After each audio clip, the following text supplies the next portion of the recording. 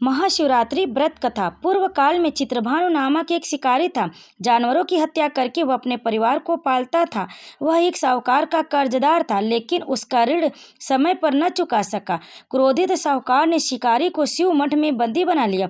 संयोग से उस दिन शिवरात्रि थी। शिकारी ध्यान मग्न होकर शिव संबंधी धार्मिक बातें सुनता रहा। चतुर्दशी को उसने शिवरात्रि व्रत की कथा भी सुनी। शाम होते ही साहूकार ने उसे अपने पास बुलाया और ऋण चुकाने के विषय में बात की।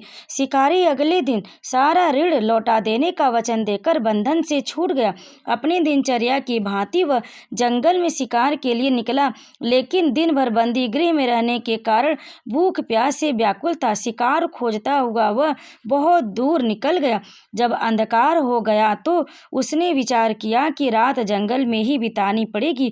वह वन में एक तालाब के किनारे एक बेल के पेड़ पर चढ़कर रात बिताने का इंतजार करने लगा। बेल वृक्ष के नीचे शिवलिंग था, जो बेल पत्रों से ढका हुआ था। शिकारी को उसका पता न चला। पड़ाव बनाते समय उसने 2 टहनियां तोड़ी। वे संयोग से शिवलिंग पर गिरती चली गईं। इस प्रकार दिन भर भूखे प्यासे शिकारी का व्रत भी हो गया और शिवलिंग पर बेलपत्र भी चढ़ गए।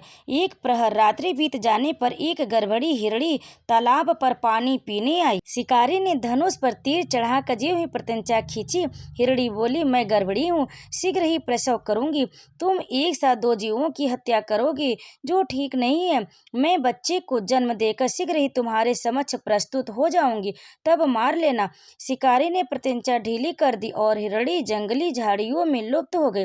प्रत्यंचा चढ़ाने तथा ढीली करने के वक्त कुछ बेलपत्र अनायास ही टूटकर शिवलिंग पर जा गिरे। इस प्रकार उससे अनजाने में ही प्रथम प्रहर का पूजन भी संपन्न हो गया। कुछ ही देर बाद एक और हिरणी उधर से निकली। शिकारी की प्रसन्नता का ठिकाना न रहा। समीप आने पर उसने धनुष पर बाण चढ़ाया। तब उसने देख हिरणी ने विनम्रता पूर्वक निवेदन किया, हे शिकारी, मैं थोड़ी देर पहले ऋतु से निवृत्त हुई हूँ, कामातुर हिरणी हूँ, अपने प्रिय की खोज में भटक रही हूँ। मैं अपने पति से मिलकर शीघ्र ही तुम्हारे पास आ जाऊंगी। शिकारी ने उसे भी जाने दिया। 2 बार शिकार को खोकर उसका माथा ठनका। वह चिंता में पड़ गया। रात्रि का आखिरी प्रहर बीत रहा था। इस बार भी धनुष से लगकर कुछ बेलपत्र शिवलिंग पर जा गिरे तथा दूसरे प्रहर की पूजा भी संपन्न हो गई। तभी एक अन्य हिरणी अपने बच्चों के साथ उधर से निकली। शिकारी के लिए वह स्वर्णिम अवसर था। उसने धनुष पर तीर चढ़ाने में देर नहीं लगाई। वह तीर छोड़ने ही वाला था कि हिरणी बोली, हे शिकारी, मैं इन बच्चों को इनके पिता के हवाले करके लौट आऊंगी। इस समय मुझे मत मारो। शिकारी हंसा और बोला, सामने आए शिकार को छोड़ दो। मैं ऐसा मूर्ख नहीं। इससे पहले मैं 2 बार अपना शिकार खो चुका हूँ। मेरे बच्चे भूख प्यास से व्याकुल हो रहे हैं। उत्तर में हिरणी ने फिर कहा, जैसे तुम्हें अपने बच्चों की ममता सता रही है, ठीक वैसे ही मुझे भी। हे शिकारी, मेरा विश्वास करो, मैं इन्हें इनके पिता के पास छोड़कर तुरंत लौटने की प्रतिज्ञा करती हूँ। हिरणी का दुख भरा स्वर सुनकर शिकारी को उस पर दया आ गई। उसने उस मृगी को भी जाने दिया। शिकार के अभाव में तथा भूख प्यास से व्याकुल शिकारी अनजाने में ही बेल वृक्ष पर बैठा बेलपत्र तोड़ तोड़ कर नीचे फेंकता जा रहा था। पाँव फटने को हुई तो एक हिष्ट पुष्ट मृग उसी रास्ते पर आया। शिकारी ने सोच लिया कि इसका शिकार वह अवश्य करेगा। शिकारी की तनी प्रत्यंचा देखकर मृग विनीत स्वर में बोला, हे शिकारी, यदि तुमने मुझसे पूर्व आने वाले 3 मृगियों तथा छोटे छोटे बच्चों को मार डाला है, तो मुझे भी मारने में विलंब न करो, ताकि मुझे उनके वियोग में एक क्षण भी दुख न सहना पड़े। मैं उन हिरणियों का पति हूँ। यदि तुमने उन्हें जीवन दान दिया है, तो मुझे भी कुछ क्षण का जीवन दान देने की कृपा करो। मैं उनसे मिलकर तुम्हारे समक्ष उपस्थित हो जाऊंगा। मृग की बात सुनते ही शिकारी के सामने पूरी रात का घटना चक्र घूम गया।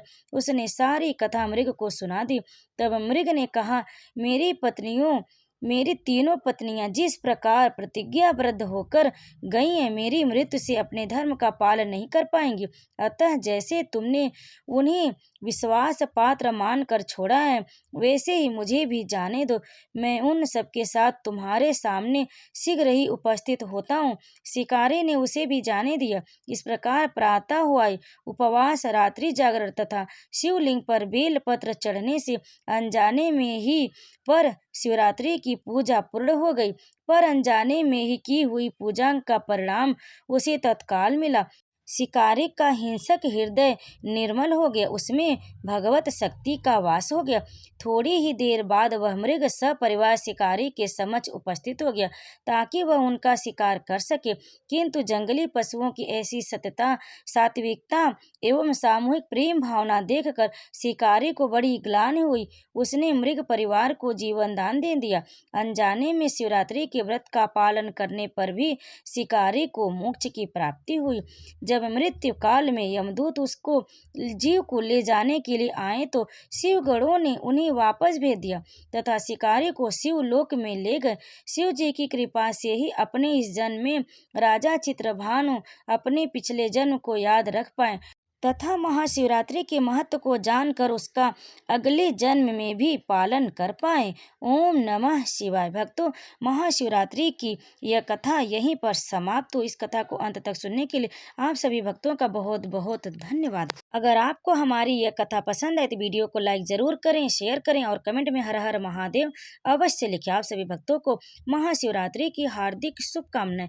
प्रेम से बोली ओम नमः शिवाय। हर हर महादेव।